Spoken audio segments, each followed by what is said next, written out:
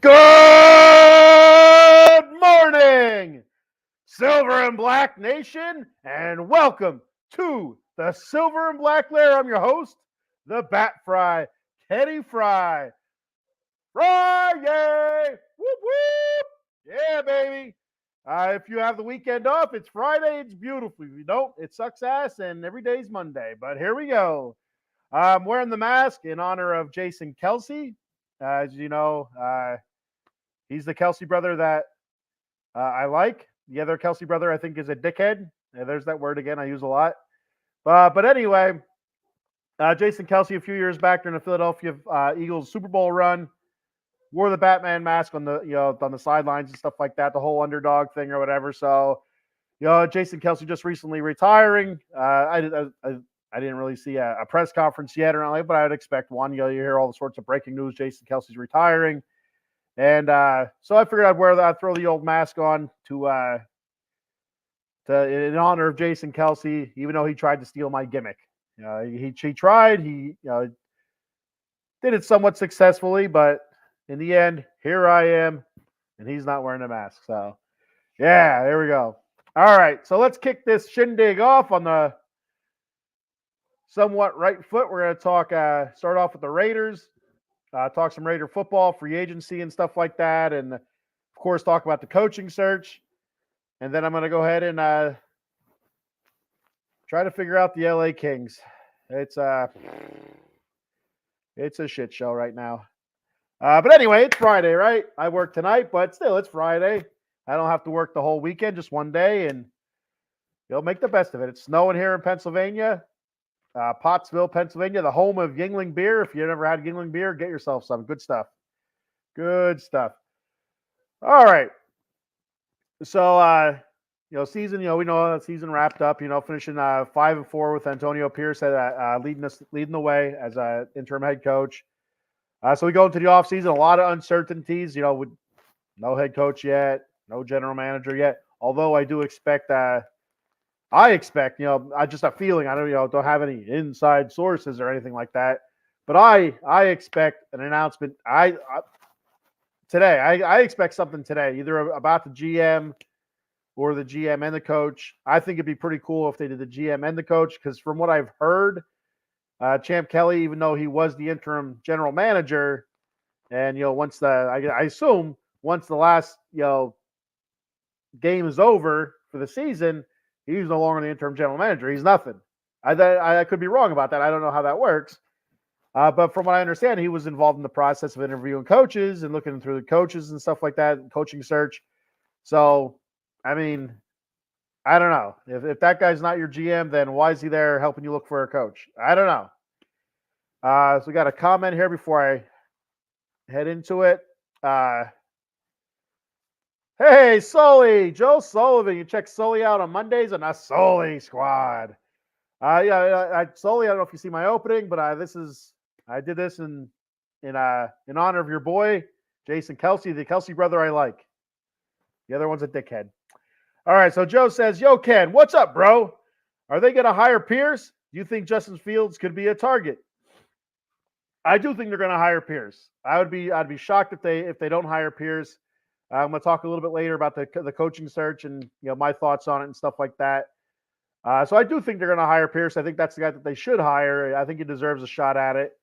And the players are screaming for it. They're screaming from the mountaintops and the rooftops of Las Vegas or the desert or whatever the hell he screamed from, the pyramid or that big sphere or whatever in Vegas. They're screaming, from all points. They want AP. They hire AP. So, they're the ones that play. Trust them. All right, hire AP. They're professionals. They're not little kids. Hire AP then. I think he's shown enough where he deserved a shot at it. Was he perfect? No. Was he the best coach I've ever seen? No. But I'll tell you what, man. He had those guys playing hard. That's the hardest I've seen any Raider team play. Probably, man, maybe even since, I felt like they played fairly hard for Del Rio in the early goings. Jack Del Rio, I thought he had a decent tenure as a Raider coach, kind of finished a little bit sour when he was fired. in favor of John Gruden, but that season was not a very good season anyway. But got us back to the playoffs if I remember correctly. And everything seemed to be pointing in the right direction with Jack Del Rio. It seemed like the players really played for him. I know there was a lot of guys that were upset when Del Rio was fired, but that's so that's what I think. I haven't seen that kind of fire, that kind of energy from that team in a long time. And on the Justin Fields part, I hope not. I don't think. Now, Justin Fields, the one good thing about Justin Fields is he's a mobile quarterback, right? We had Aiden O'Connell, who's he's not a mobile quarterback. I'm surprised he's able to take the dropbacks. To be honest with you, just those spindly legs carrying that frumpy top. It doesn't seem like it should be moving that way. But he doesn't run out of the pocket. He doesn't leave the pocket. Takes a lot of sacks. So Justin Fields would be good in that aspect. But Justin Fields' accuracy, from what I remember, I don't know. I don't have his stats right offhand here, but his accuracy is not all that great. He can be dynamic at times. He can be way off at times. So, I mean, to be honest, I'd rather look in the draft and see what you can get there early on. The Raiders are picking 13, so who knows what's going to be available there. Could they trade up? There's a possibility. What could they trade to trade up? I don't know. Could they mortgage our future to get the number 1 overall pick? Maybe from the Bears or maybe even a number 2. I'm not sure who's at number 2 right now. To try to get into that top 3 to get a top flight quarterback. I wouldn't be opposed to that. If you can find your franchise quarterback in the draft and it costs you 3 years of first round picks, and so be it. It's very hard to find a franchise quarterback. Very hard. I mean, the proof is right here. To be 100%, we thought Derek Carr was our franchise quarterback. And I still feel like he was the franchise quarterback. To be 100% honest, I'm a Derek Carr fan. He played very good. He played passionate. There's the defense let him down time and time again, and then finally with the whole Josh McDaniels thing going on there, it was never going to work. So I still consider Derek Carr a franchise quarterback, but he's not one of those quarterbacks that is a complete game changer, if that makes any sense. I don't think Justin Fields is either, but there might be a quarterback or two that in this draft that could be. The lad from USC, I don't want any parts of that. He seems like a diva, and it's one thing that we do not need on this team. I mean, if he got into our locker room, I could see guys like a Max Crosby or Devontae Adams straighten his ass out, but I don't know. The dude is a straight up diva, and never even thrown a pass in the NFL. He was okay at USC. I mean, he was better than okay at USC, but you look at USC. I mean, what did they win? I mean, multiple lost seasons every year. So it's not like they were world beaters by any stretch of the imagination. So yeah, draft is one way. That's where I think they should go. But I don't think Justin Fields is the answer. I really don't. And there's rumors that they were going to hire Cliff Kingsbury as their offensive coordinator. Whether or not that was fact or Twitter playing with my head again, because I can't decipher fact from fiction on Twitter. I really can't. There's stuff that I read like, oh wow, and then I read the comments and it's all fake. It's like, God damn it got me again. So I don't know what's true, what's not true. I'm very careful about what I say about Twitter on here. I don't what's fact and what's fiction. I kind of wait for that ESPN breaking news type stuff on my phone and to let me know what's real and what's not real, or CBS Sports or something like that. But there was interest there in Cliff Kingsbury as their offensive coordinator, and that's one of the people that we've heard as Raider fans that could be in the mix as the offensive coordinator for our Raiders if Antonio Pierce was hired, was Cliff Kingsbury. So that's something that Cliff Kingsbury is very good at, is offense, innovative offense. And so one of the things that's interesting with him in Chicago is that he was the quarterback's coach at USC last year, from what I read. And you'd have to imagine if he's the quarterback's coach from USC, he gets the OC job with Chicago, there's a chance that they draft a USC quarterback at number 1 and then end up looking to trade Justin Fields. I don't know. Again, I don't know. That could be just all, satire. There's so so many satirical pages out there. It drives you nuts. You don't know what's real, what's not real. But that's one thing that I read. But I do not think Justin Fields should be a target. Let me take a sip of my icy tea. Monkey Colt coffee. There we go. All right. So Raiders free agents. Looking ahead to who we could look to re-sign or who may have played their last game as a member of the Silver and Black. So free agents, pending free agents. Of course, we know Josh Jacobs. Who knows? Do we franchise tag him again? I don't know. It didn't seem to go well last year, but he did say if AP does get hired as the coach that he's 100% in. Can we afford him then? I don't know. Zamir White, ran the ball really well the last few weeks when Josh Jacobs was hurt. So, do we even want to put the money into Josh Jacobs? I don't know. It's one thing to say you're 100% in, and it's another thing to have to pay you. So, Bilal Nichols, defensive tackle. I thought he had a decent. The defense had a really good season this year, so it's kind of hard to say Bilal Nichols didn't have a good season, but I think Bilal Nichols had a good season. Stacey says losing Crosby would be a huge loss. Oh my God, losing Crosby would be a monster loss. He's easily our best player on the team. I mean, Devontae Adams is great. Potentially future Hall of Famer and stuff like that. Josh Jacobs is awesome, but Max Crosby is the man. He is the man. He is the Raiders, and losing him would be I don't want to say catastrophic to the fan base, but it would not be very good. I mean, and losing, he signed for multiple years yet, so losing him would be having to trade him away, for something, and it'd have to be something phenomenal to trade Max Crosby away. So I don't see that ever happening. Not ever, I should say ever. I don't see that happening right now, currently. I didn't even put her. I didn't even put it up. I'm sorry, Stacy. I didn't even put your little comment up. I'm sorry. It's Stacy Northrup from the Big Blue Power Hour. Thank you for checking the show out. I have a terrible habit of doing that. I see the comments pop up on my screen, and then I start answering them without putting them actually on the screen for people to see. They're like, "What the hell is he talking about? The man was just talking about free agents. All of a sudden, he's talking about something totally different." I'm sorry.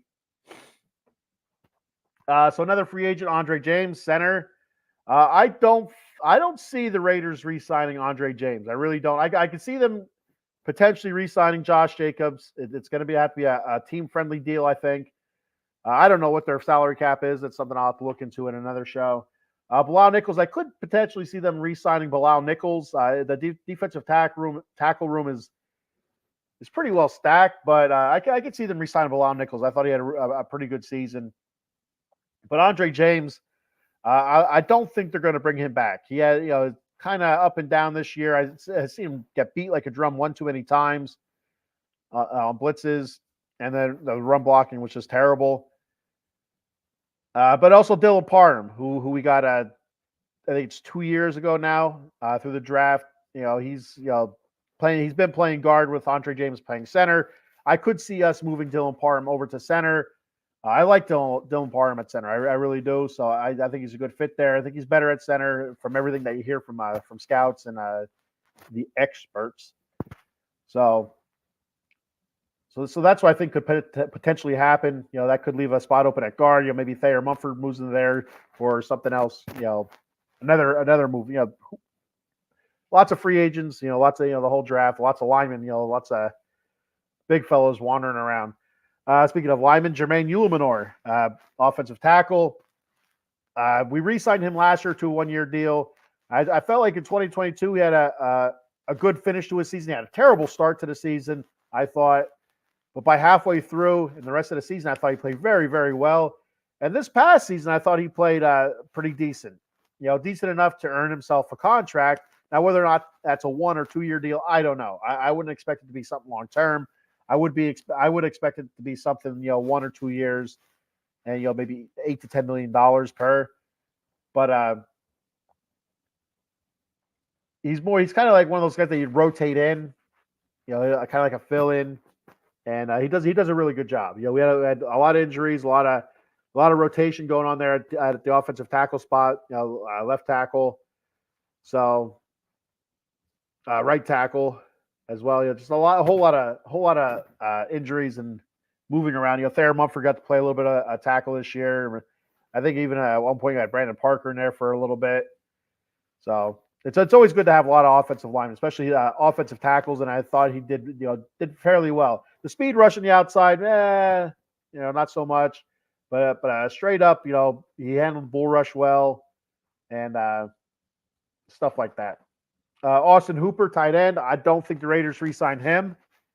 He had an okay season. They didn't throw to him a whole lot, but I just don't see them re-sign him. You could pick up another tight end that's Austin Hooper caliber in free agency that might be a little bit cheaper. Maybe that's the way you can save some money. Amir Abdullah, I don't think they'll re-sign Amir Abdullah, especially with the emergence of Zamir White, how well he ran. And he also caught the ball out of the backfield well, too. Josh Jacobs is pretty good at catching out of the backfield. Amir Abdullah is usually used as a third down back for catching and stuff like that and his blocking. But I don't think they'll keep Amir Abdullah around. I could be wrong. I wouldn't be surprised if they did, but I don't think they do. Greg Van Routen, offensive guard. Last year this past season was his first season with the Raiders. I do think they'll try to keep him around. He had a really, especially early in the season, a really good Pro Football Focus grade. I don't know what the hell that means. I don't know how you figure that crap out. I don't have Pro Football Focus. I'm not going to pay for Pro Football Focus. I won't. But he had a pretty decent grade. And I don't think he played great. He played well. He played good. He didn't play bad. So I don't know why he was one of the near the top graded offensive guards. Maybe in the middle somewhere. All right, I can understand that. But he wasn't bad. He was good. Not great, just good. So I do like that the Raiders to re-sign him, and it also kind of keeps the unit together a little bit. Adam Butler, defensive tackle. I thought he had a pretty good year this year, so I do think the Raiders will try to re-sign him. And like I said, the defensive tackle room is pretty stacked, so it wouldn't be surprising to see Butler or Bilal Nichols, leaving. Hopefully not both of them, because I do like those guys. Wide receiver DeAndre Carter, we picked him up this last offseason from the Chargers. I don't see him returning. We picked him up for his return specialties in the punt game and kickoffs, and it didn't really pan out, I don't think. I don't remember anything really explosive coming from DeAndre Carter, so I don't think he's going to stick around. John Jenkins, another defensive tackle. That's another guy I hope the Raiders do sign. He played okay. Out of the three offensive tackles, Bilal Nichols, Adam Butler, and John Jenkins, he would be the one, I think, John Jenkins would be the one I'd be okay if they didn't re-sign. He had a good season, but I really liked Adam Butler, and Bilal Nichols, I like him more than John Jenkins as well. I don't know why, it's just a gut feeling. Jesper Horsted, another tight end. I don't think they signed him to a contract, but I do think he ends up on the practice squad somehow. Maybe sign him to a practice squad contract. Brandon Parker, offensive tackle, we picked up late in the season. Practice squad again. Jakob Johnson, fullback. There is potential that they re-sign him. I think they do. It depends on who the offensive coordinator is going to be. If it's going to be somebody that's going to use the fullback a lot, which we use the fullback a good bit, especially down the stretch there, and it worked well for our offense. But if it's going to be an offensive coordinator that uses the fullback, then you can see them re-signing because he is a very good fullback, and there's not many of them around. But if it's going to be like a Cliff Kingsbury, I don't think his offense uses the fullback all that much. Then you can see them kind of get rid of Jakob Johnson then. Maybe replacing his position, the fullback position, with like another tight end. Curtis Bolton, linebacker. I don't see them re-signing him. Amik Robertson, cornerback. I do think they should try to re-sign him. He had a. I'll tell you this thing. He did have a pretty good year. The last quarter of the season kind of fell off a little bit. You didn't hear a whole lot from him, but the defense was still balling out. So you'd still assume that he was playing well in the defensive secondary. So I do think they should re-sign him He does come up with a lot of big plays for us. And then, so I was writing this stuff down at work. I left it unattended, and one of my coworkers, probably Kyle Filiak, remember that name? You'll see it in your police blotter someday, wrote Seymour Butts. So I don't think the Raiders will re-sign Seymour Butts, but who knows? Who doesn't want to see more Butts, I guess? You know what I mean? All right. I didn't notice that until now. That's why I was chuckling at it. It's like, yeah. So those are the Raiders pending free agents who I think they should sign or gonna sign, and who are like, goodbye. Yeah. See, and he didn't spell it like that either. He spelled it Seymour like a goofball. Like the ocean sea, CEA. I'm sorry, SEA. He spelled Seymour like that, not the Seymour, the correct Seymour Butts. That threw me off even more. I'm looking like, what does that even say? I'm like, I didn't write that. Then I seen the Butts. I'm like, Seymour, okay. Clowns. Work with clowns. Like a damn circus. All right, so some of the top free agents I have written down. I don't think the Raiders should. I'm not saying the Raiders should sign these guys, but these are, according to a couple of the lists that I've seen, these are the top free agents out there. You have Chris Jones, defensive tackle from Kansas City. He's going to cost a lot of money. Kirk Cousins, of course, the quarterback from Minnesota. Who knows what's going to happen there? Are they going to try to re-sign him in Minnesota? Are they going to franchise tag him? I mean, you remember the whole Kirk Cousins thing in Washington with the whole franchise tag and stuff like that. I don't know if that plays out again like that, but he took Washington in a couple of years with the whole franchise tag and didn't re-sign with them. Josh Allen was a very good player, outside linebacker, edge rusher from Jacksonville, very good player. Not the Josh Allen quarterback from Buffalo. T. Higgins, wide receiver from Cincinnati. Jalen Johnson, cornerback from Chicago. Justin Matabuke, defensive tackle from Baltimore. I couldn't read my handwriting. I don't even know if I said that right. Christian Wilkins, defensive tackle from Miami, very good defensive tackle. Antoine Winfield Jr., safety from Tampa Bay, very good safety. And Michael Pittman Jr., wide receiver from Indianapolis, very good wide receiver. That was their whole offense, that guy. I think he had 10,000 balls thrown his way this year. So those are the top 10 free agents from the list that I've seen anyway. I don't see the Raiders going after any of those guys. They're going to be a little bit rich, and we have some money to spend in free agency on our guys. So I wouldn't expect them to sign anybody big name. So yeah. Top offensive tackles. Mike I can't say Onwenu. That's hard to say for me. Jonah Williams, Mekhi Becton, Tyron Smith, and Trent Brown. I think Trent Brown's a little bit long in the tooth. I think I could be wrong, but I think he's mid to late 30s. I think he's been around for a long time, Trent Brown. So I don't know if the Raiders should be looking at somebody like that. If I'm the Raiders, I'm looking somebody a little bit younger, maybe late 20s, early 30s. So, and again, those guys there, I don't expect the Raiders to sign any of those guys, but I'm just putting them out there. Top offensive lineman, top guard / center, Jonah Jackson, Lloyd Cushenberry, Robert Hunt, Kevin Zeitler, and John Runyon. I always liked the John Runyon name when his dad played. I assume it's his dad, his same name, so I assume it's his dad. I just always thought that was a pretty cool name. We got Cowboy Dave checking in. Cowboy Dave, the showstopper. So Dave's my partner in crime there on the Atomic Drop podcast. Will be live tomorrow, 10 p.m. with special guest Phil Haney talking Royal Rumble. We'll be talking, giving our predictions for the Royal Rumble, which is next Saturday, and we'll be talking all sorts of wrestling crap from WWE.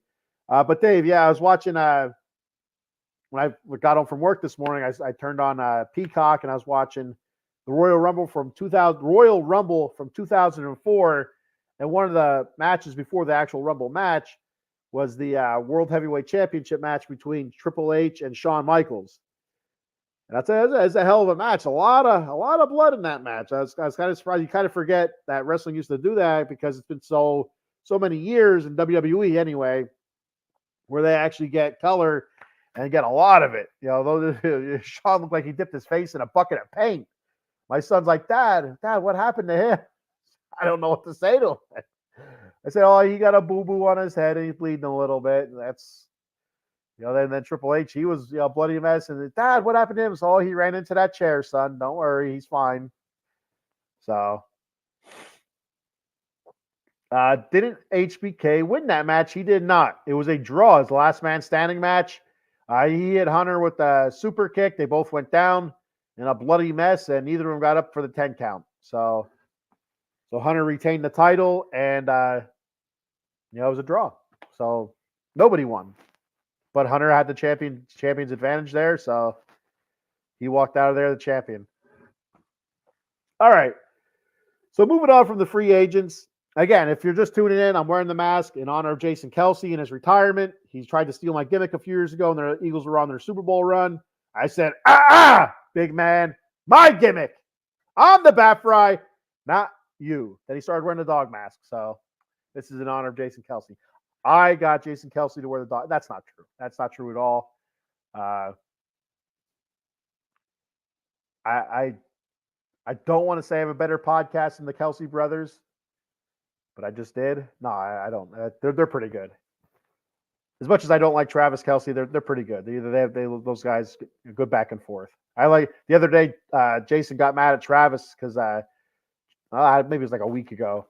Travis kind of brought up a little issue that the Eagles were having, maybe some animosity or some miscommunications, and Jason got pissed off and ended up walking off the show. I thought that was pretty funny. Left good old Travis there with his nutsack in his hand. Ha, Travis. Go home to your mansion and your beautiful girlfriend. Bastard. Anyway, GM search. So, interim GM after Dave Ziegler was fired was Champ Kelly. You hear lots of great things about Champ Kelly from at least that's what the experts say. I don't know who the hell Champ Kelly is. I never heard of Champ Kelly until the Raiders brought him on as the interim general manager. He was the assistant general manager coming into the season. And he did interview for the general manager job before, but Josh McDummy wanted Dave Ziegler, so that's how we ended up with those guys. Anyway, so Champ Kelly, like I said, lots of good things said about him. And it seems like sooner or later that man's going to be a GM, and it should be. I think it should be sooner. It seems like he and Antonio Pierce, potentially have a really good working relationship. So, why not keep them together? Hire Champ, hire Antonio, and go from there. Dave says, "What's going on with Jimmy G?" I do not know. I have no idea. Jimmy G says he wants to continue playing. I think he said he wants to continue playing for the Raiders, but I could be wrong. I did see a quote where he said he wants to continue playing and he wants to be a starter. So my thought is, if you're able to shore up that offensive line a little bit more, maybe a little bit more innovative offensive coordinator, and maybe get the run game going, because I think that's one of the things that really hurt Jimmy G last year or this past season. I keep saying last year. Well, I guess it was last year, 2023. This past season was the lack of a run game, put a lot of focus on the pass, and defenses were able to just pin their ears back and attack. And he got hit a lot, and he got hit hard, and he's very, very soft when it comes to that. He gets hurt a lot.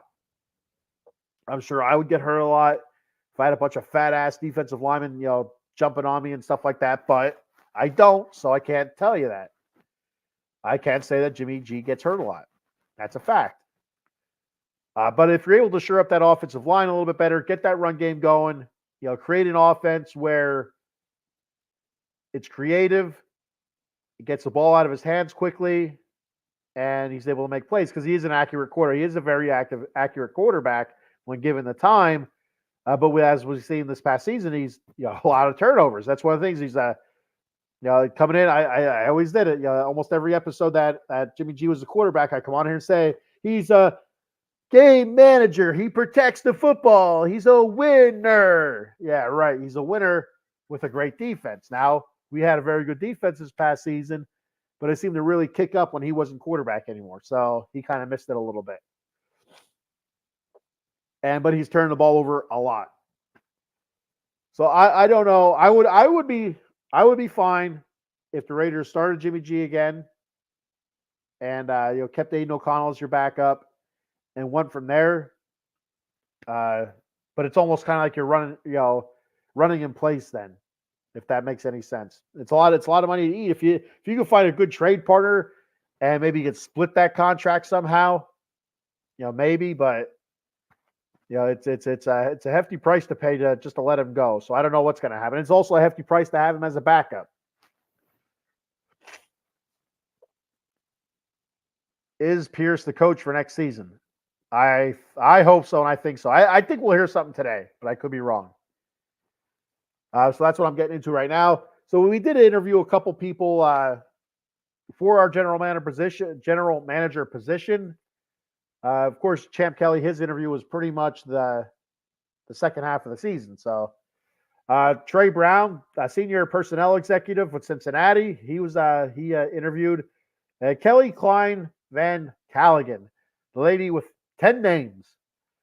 She's the executive director of football operations with Denver. She interviewed, and I hear a lot of good things about her. A lot of people are saying there's a potential that she could be a future general manager for a team. So, could she possibly, if we do hire Champ Kelly, could she possibly still come on as an assistant GM? That could be something. I don't know, but there's a lot of positive vibes about her. And a couple names that have been floated out there that the Raiders have asked permission to interview. I don't know if they interviewed these people yet or not. Colts assistant GM Ed Dodds, who's been linked to Jim Harbaugh. So a lot of people say if such and such team hires Ed Dodds, well then Jim Harbaugh is gonna be the next coach. I don't know. Bills director of player personnel Terrence Gray. I don't know who the hell he is. 49ers assistant general manager Adam Peters. I don't know. And former Los Angeles Chargers GM Tom Telesco.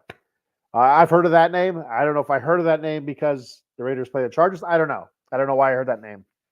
But those are the people that the Raiders have asked permission to interview. Whether or not they interviewed yet, I have no idea. But I do think Champ Kelly is going to be our next GM.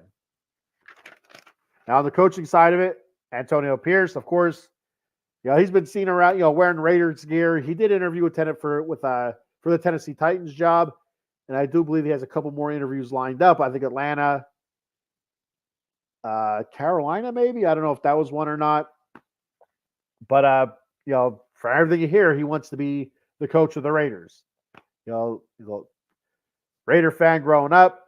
You grew up in L.A. I guess was it Compton or something? I don't know. So L.A. somewhere in L.A. I heard him. I heard in the Snoop Dogg songs. I think it's Compton. I don't know.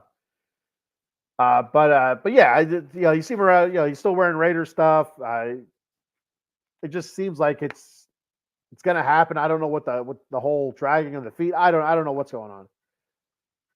Also, Leslie Frazier, his name's been out there.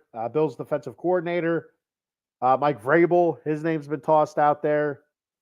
But there's also Bill Belichick. That's an interesting one. I don't want Bill Belichick as the Raiders coach. We had a mini Bill Belichick last year, forcing the Patriot way onto the silver and black. And you see how that went. Not very good. So I don't want any parts of Bill Belichick. I don't know who does. I don't know. If anywhere, I would have thought he would have went to Dallas, but the whole dynamic of him and Jerry Jones, I don't know if it would ever work. Bill wants power. Jerry doesn't want to give up power. Now, would Jerry do it for somebody like Bill Belichick? Took the Patriots to what, 9 or 10 Super Bowls? I mean, that's kind of a guy that you'd want to. You want the power? All right, take the power.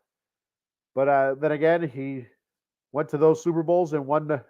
Somebody said 6 Super Bowls, I guess it is, with Tom Brady at quarterback. Tom Brady is not the quarterback in Dallas. All right, so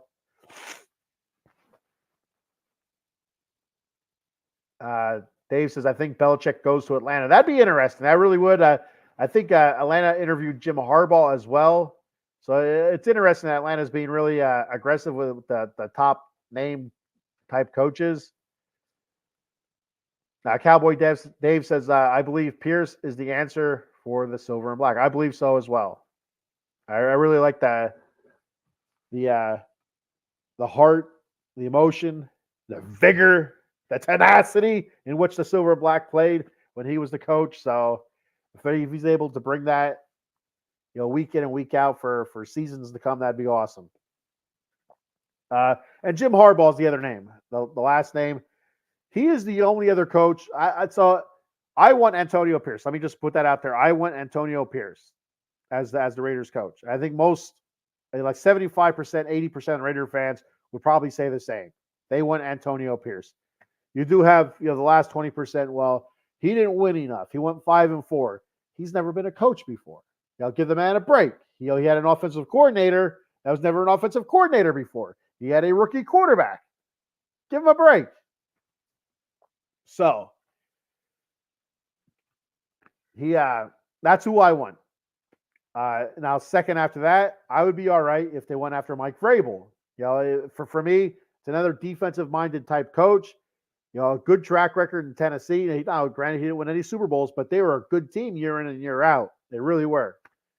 I did help that they had Derrick Henry, but they brought in what's his name from Miami. I don't know why I can't think of his name now. But anyway, the quarterback. There's a T in his name somewhere. I can't think what it is. Oh God, it's killing me. I was just talking about him earlier tonight. And so my third choice as the Raider head coach would be Jim Harbaugh, because I think Jim Harbaugh is a winner. He wins. He knows how to win. He's a very intense coach, and he's kind of weird. He's a weird dude, and after a while, that seems to rub professionals, professional football players, kind of the wrong way. So, it's kind of what happened in San Francisco. I mentioned this before. It seems like after a couple seasons, the veterans kind of got over his coaching style, and they lost interest in him. So that's a surefire way to get your walk-in papers, or to have losing records, or just lose the locker room and stuff like that. So if it means 4 years of good Vegas Raider football, I might be all right with that. After 20 years of crap, with a couple sprinkles of playoffs in there, but mostly crap. So those are my three picks. I want Pierce, but I'd be all right with Vrabel, Jim Harbaugh, and that's it. That's all I'd be okay with. Anything other than that, I would not be. Maybe Patrick Graham, Raiders defensive coordinator. I'd be all right with him as well. I don't know if they interviewed him or if they're going to interview him or not. They should interview him. He deserves that. At the very least, he deserves that. Now, if Antonio Pierce gets hired, does Patrick Graham stick around? I would hope so, but he really wants to be a head coach. So if the right opportunity comes along, you could see him taking that. Does he want to risk another year? What if he comes back next season with the Raiders because he didn't have the right opportunity and the defense is shit again? Does that kind of, people kind of lose favor of him then? I don't know. I don't know how that would work.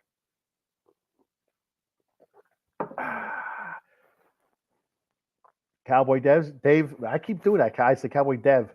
Cowboy Dave said, I think it's the mask. It's messing my speech up because there's a couple words I said that didn't come out right. Would you be okay with Harbaugh to the Raiders? Yes, I would be. I'd rather Pierce, but all right. So what else do I have? That's all I have for the Raiders this week. So I'm going to move on to some LA Kings talk and talk a little puck, from pigskin to puck. But if you still have more questions about football, throw it out there. I'll still talk about whatever. It doesn't matter to me. Take another sip here. My mouth was dry. All right. All right, let me do a recap of the games here from the Kings from this past week. It's not going well. They lost to the Detroit Red Wings. I think that's last Saturday. I could be wrong. 5-3. Quentin Byfield, that power play goal, assisted by Kopitar and Fiala. It was, I think it was 1-1. Yeah, it was 1-1 going into the second period, and the Kings gave up 4 goals. 4 goals in the second period. Oh, not going well. Then you were down 5-1.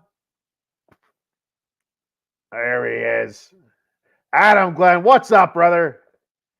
Thanks for checking in. Hope everything's going well for you, buddy. So going into the third period, 5-1. It just the shit continues to pile up for the Kings. But then in the third period, Pierre-Luc Dubois, PLD, scored another power play goal, assisted by Lair and Philippe Denault. Quentin Byfield got his second goal of the game, another power play goal, assisted by Kopitar and Fiala again. So that brought it a little bit closer, 5-3. They had a bunch of chances at the end of the game to pull within a goal, maybe even 2 goals. They even tie it up. So they did have some opportunity there. And give credit to the Kings; they could have rolled over and showed their bellies real quick. They could have rolled over and showed their bellies real quick and gave up and just said, you know what, let's just continue skating, and that's it. We're done. And get out of here with our 5-1 loss and not get beat up. But they came out in the third and they fought back. They kept fighting. Got it within 2. And they, like I said, they had opportunities to even get another goal or even tie it up. So give them credit there. They didn't roll over and show their belly and or put the tail between the legs. All the sayings of quitting and stuff. So in that game, they were 3 for 3 on the power play and 1 for 3 on the penalty kill. Cam Talbot struggling, stopped 22 of 27 shots. Had 5 goals against. That was the 8th consecutive loss for the Kings. 8 consecutive losses at that point. Oh man. Cowboy Dave says Kings sitting in 4th in the West. They are still in it. I'll get to that in a second. I don't know how much in it they are. I'll talk about that in a minute here, Dave. So don't go anywhere, Dave. I know you're a busy man. I know you want to get out there and play in the snow, do some snow angels or shovel or make a snow fort. Wait. So then they played Carolina. They beat Carolina. The losing streak's over. Kings looked good. They looked almost like their old selves. Carolina is a very good team. So, all right, here we go. Things are turning around. They beat the Carolina Hurricanes 5-2. Trevor Moore got his 19th goal, assisted by Philippe Denault and Vladislav Gavrikov, my favorite name to say on the Kings. It was 1-0 after 1, and it was 1-1 after 2. So it was a tight game going into the third. Then Philippe Denault scored his 9th, assisted by Matt Roy, and there's Gavrikov again, Vladislav Gavrikov, to make it 2-1. And Laferriere scored his 6th goal, assisted by Mikey Anderson and Pierre-Luc Dubois. Pierre-Luc Dubois scored his 9th goal, assisted by Jared Anderson-Dolan and Mikey Anderson. And Trevor Moore got his 2nd goal, an empty netter, and was assisted by Pierre-Luc Dubois and Matt Roy. So that snaps the losing streak. David Rittich was in goal. Phenomenal. Another really good good game for him. Stopping 30 out of 32 shots. The power play 0 for 4, but the penalty kill shut down Carolina. So they were 100% there. Carolina was 0 for 5 on the power play. So things are looking good for the Kings. Things are looking up. All right, let's get into Dallas. Dallas is very hot, very good team. Let's go in there and make a statement. Let's make a statement against Dallas, and then we got our pecker slap. We lost at Dallas. The final game of our 6-game road trip in 10 days. We lost them 5-1. The only goal was by Drew Doughty, his 9th, a power play goal with assists from Philippe Denault and Adrian Kempe. They beat the hell out of it. I'll tell you what, man. I'm sorry, my ear was itchy. Dallas absolutely owned us up and down the ice that game. It was bad. It was really bad. It wasn't even close. 5-1 is not close. It wasn't even that close. Cam Talbot, another game where he gave up 5 goals. Stopped 23 out of 28. The Kings' power play was 1 for 4. The penalty kill, another shutout there, 0-1. So good for that. Then last night, huge game against Nashville. Nashville's right behind us now in the standings for wild card positioning, and so huge game. Coming home, first game home. Off of that 10-day road swing, 6 games in 10 days, and it did not go well. It was a good game. It was a very good game. Kings came out a lot of energy last night, and then they kind of petered out at the end of the first. Second period, they came out a lot of energy again, kind of petered out by the end of the second. Third period, very slow start to the third period. Really picked it up halfway through near the end. I really thought they were going to get that tying goal. I was shocked and really bummed that they didn't. So we lost to Nashville last night 2-1. Drew Doughty with another goal, his 10th of the season, power play goal, assisted by Adrian Kempe and Kevin Fiala. And David Rittich, another solid game between the pipes. Stop 31 of 33. Power play was 1 for 5, and the penalty kill was 1 for 3. It's getting worse and worse. And like Cowboy Dave mentioned about the standings, I'll go ahead and go into that right away. Skip ahead a little bit. Sorry for the sniffling. Whenever I talk a lot, my nose gets stuffy and it's terrible. Real quick here, Adam Glenn, is the wrestling show on tomorrow night? Yes, it is, Adam Glenn. Saturday, 10 p.m., the Atomic Drop podcast. We'll be talking the Royal Rumble, Adam. We'll be talking, giving our predictions for the Royal Rumble, which is next Saturday. And we're going to have guest host on Phil Haney from Stash Talk. He'll be also on tonight with our boy Paul Spencer talking playoff football. So be sure to check that out tonight. I think 7 p.m. It's been 2 weeks. It's been a busy 2 weeks for me. So I apologize for that, Adam. I know you look forward to the wrestling show, but it will be on tomorrow night.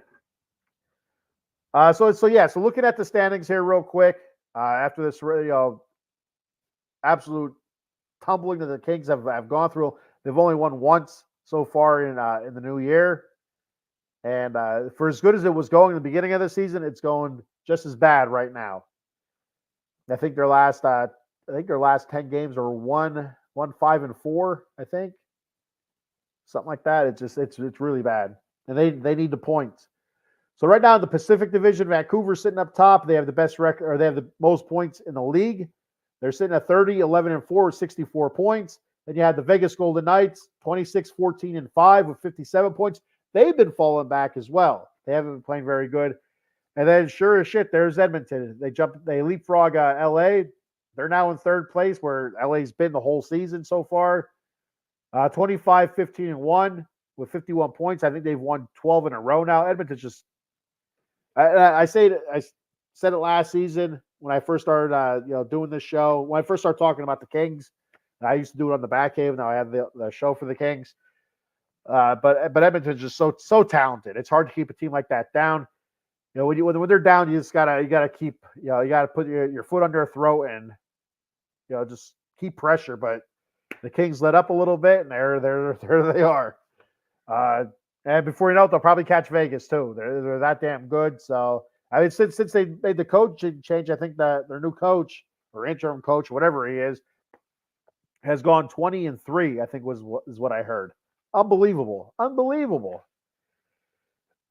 then you have LA. We're sitting in fourth in the Pacific right now. So with hockey, the way the playoffs go, the top 3 in each division go to the playoffs automatically. So right now, the Kings would be fighting for a wild card spot because they're out of the top 3. So the top 3 in the Pacific are Vancouver, Vegas, and Edmonton. Kings are sitting at fourth. But right behind them, nipping at their heels, you have Calgary, 21-19-5. They're playing good hockey. And the Seattle Kraken are playing very good hockey. They're sitting at 19-17-9. Both teams with 47 points. So they're currently tied for 5th place.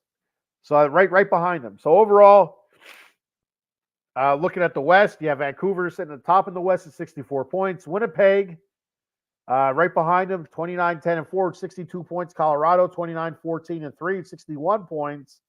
Dallas, who got throttled by Philly last night, the Flyers, really spanked that ass. Dallas is 26, 13, and 5 with 57 points. Then you have the Vegas Golden Knights, 57 points. Edmonton, 51. Nashville, 25, 19, and 1. 51 points. LA, 50, and they have Calgary and Seattle at 47.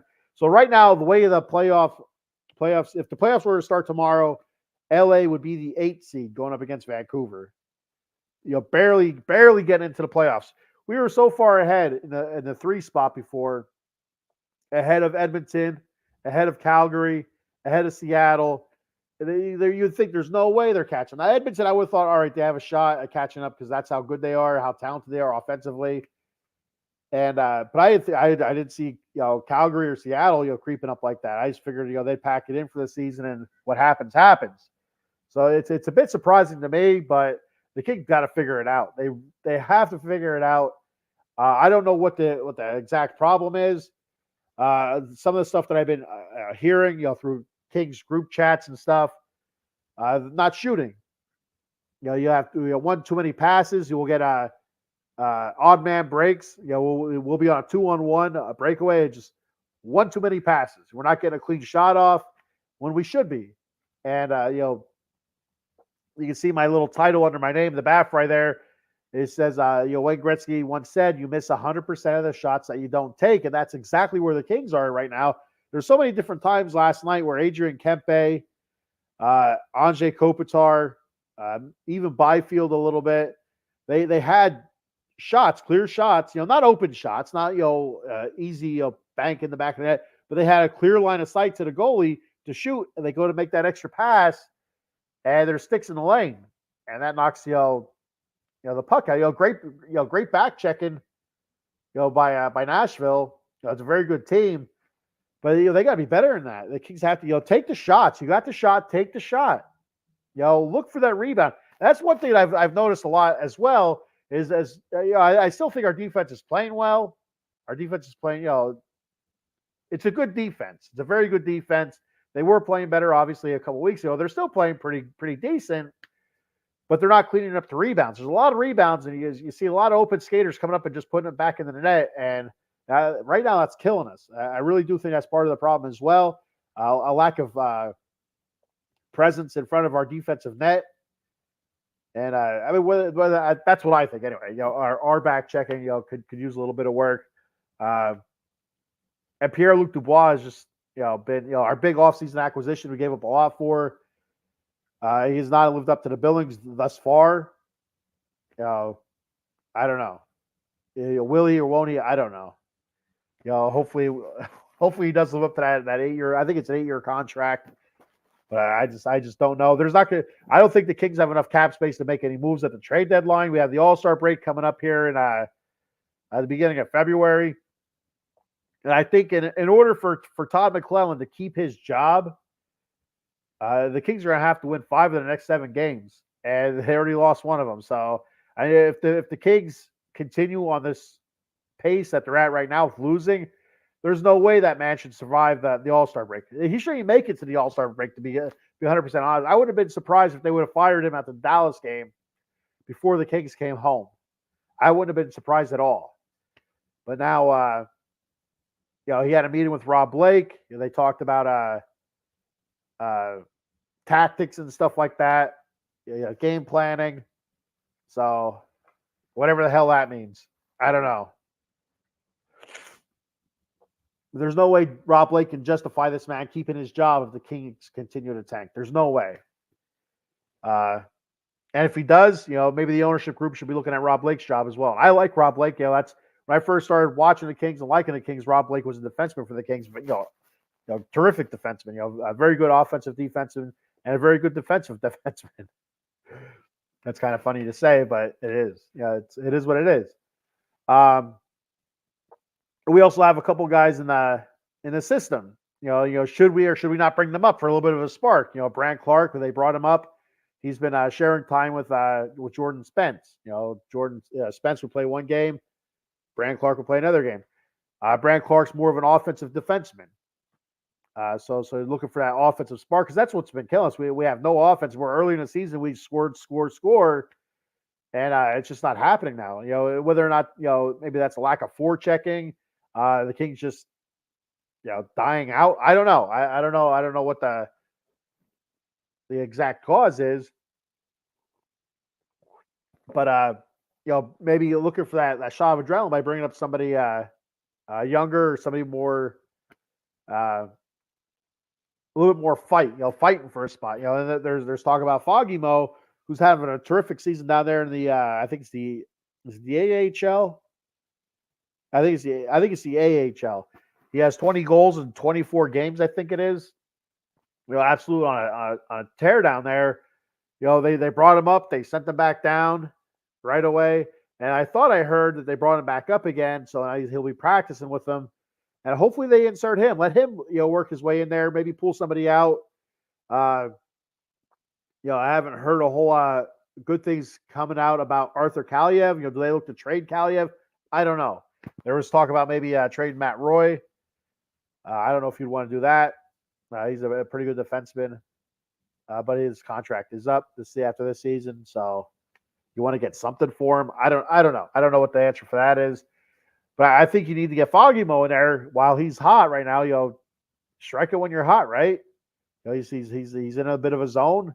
Get him in there and see what he can do.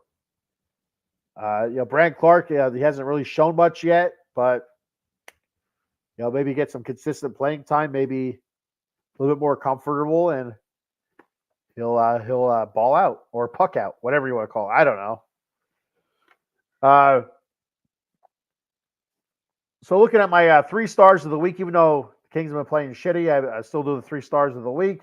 My number 3 star was Drew Doughty with 2 goals. I thought he's been playing really good defensive, really good defensively. So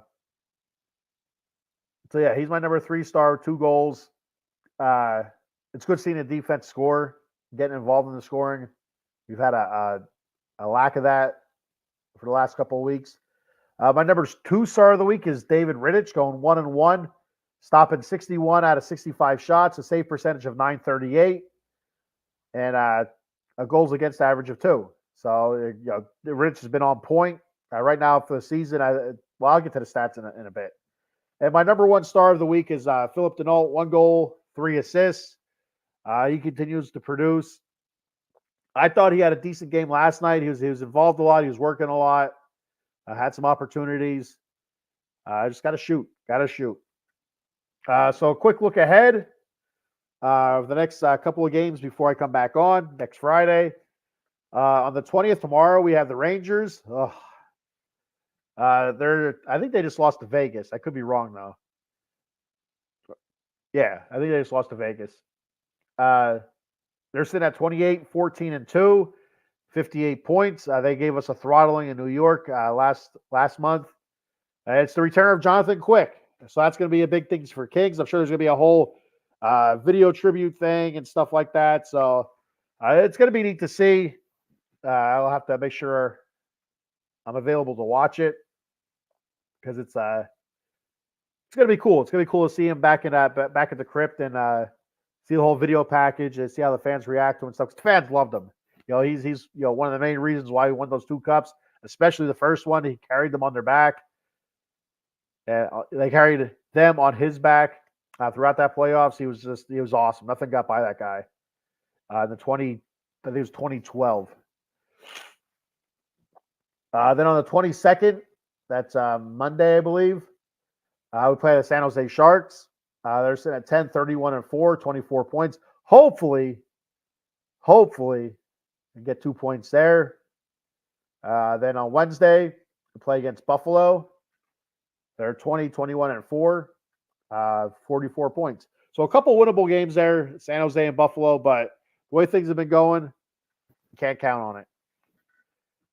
So that's a look ahead, and we'll go ahead and look at stats here real quick, and then I'll sign off.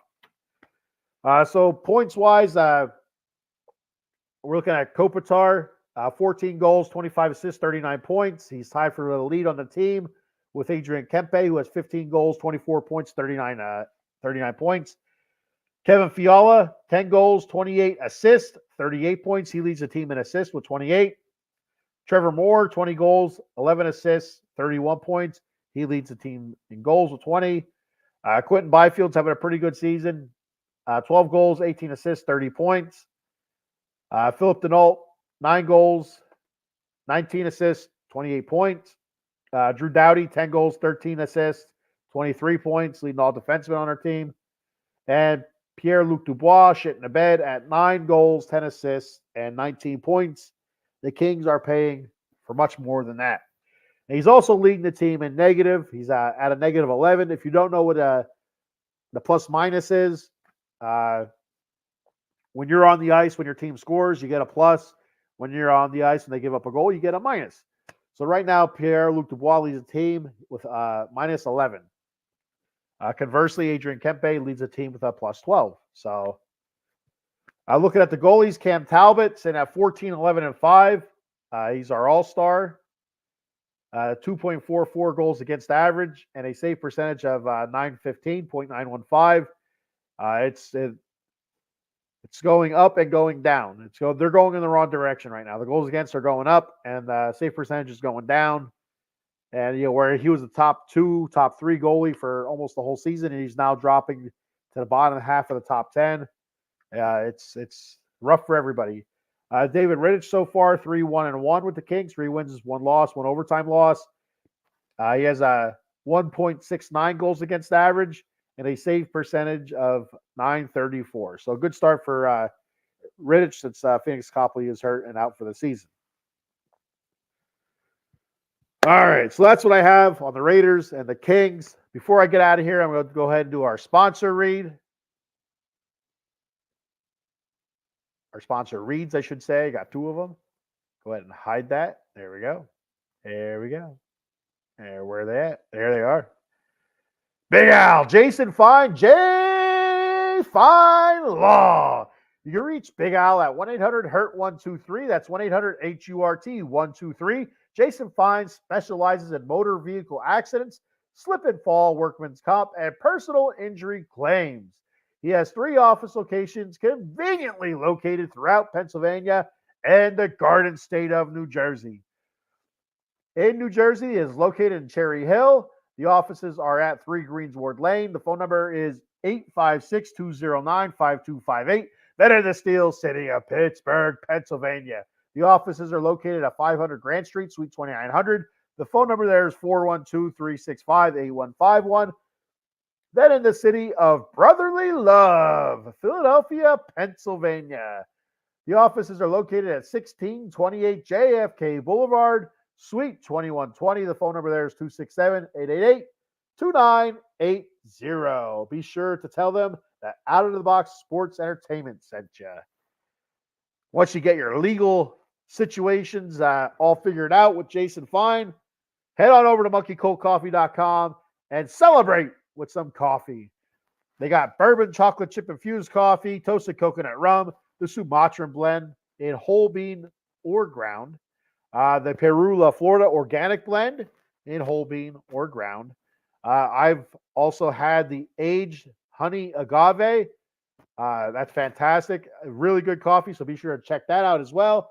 You've seen the coffee mug I've been drinking out of, so you can head over to the swag shop, get yourself one of those kick-ass coffee mugs, t-shirt, tumbler. They also have the cold brew pitcher for all you cold brew coffee drinkers out there. That works fantastic, easy to use. They have K-Cup adapters for all you K-Cuppers.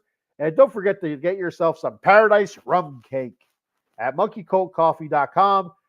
Once you fill up your virtual shopping cart and you're at the register, at the checkout, be sure to use that promo code OOTB Sports for 10% off. That promo code, once again, is OOTB Sports for 10% off of your order at monkeycoldcoffee.com. So that's all I have for today. Be sure to check myself and Cowboy Dave out tomorrow night on the Atomic Drop podcast, 10 p.m. with special guest Phil Haney talking Royal Rumble. And I'll be on next Wednesday, I believe, with the Batcave, 10 a.m. And be sure to check out the Silver and Black Lair again next Friday, 10 a.m. as well. And so if you're just tuning in again, before I leave, congratulations to Jason Kelsey under retirement. Terrific career, Hall of Fame career, in my opinion, and many people's opinion.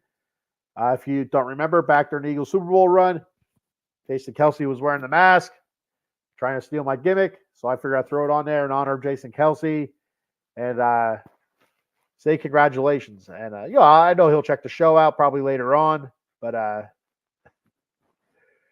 Dave Yarnell says Royal Rumble. Yeah! There we go. Mr. L.A. Knight. Yeah! There we go. All right. Get the hell out of here. I'm going to bed. Snowing everywhere. Bless it. I'll be shoveling later on. All right. Thanks for checking the show out. I appreciate it very much. Thank you for everybody that commented. Check out Out of the Box Sports, Facebook, YouTube, Twitter, Twitch. Like, follow, subscribe. Please subscribe to our YouTube page, Out of the Box Sports Entertainment. And follow us on Twitter or X, whatever the hell you want to call it. I'm an old guy, so I still call it Twitter. If you're a young guy, you may call it X or lady. Young person. How about that? Get off my lawn. Anyway, that's all I have. Be sure to check me out next week. Same bad time, same bad channel. Go, Kings, go, and just win, baby. See you later.